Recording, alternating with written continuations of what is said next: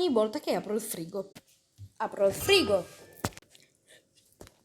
Guardo il frigo fino a quando non compare qualcosa di magico molto più buono delle robe che ci stanno qua dentro.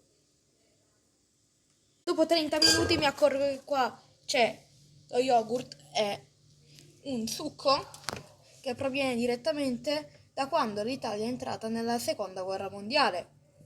Quindi o ci hanno messo il veleno dentro, oppure morirò comunque perché è vecchio di 70 anni. Adesso non mi rompete sotto nei commenti le palle. Di 70 e 67. Prendo le robe. Chissà mai perché questa foto è in bianco e nero. Non arrivo a prendere lo yogurt. Uso sedia a 6 gambe. L'ho fatta! Chiudo il frigo. Buon appetito!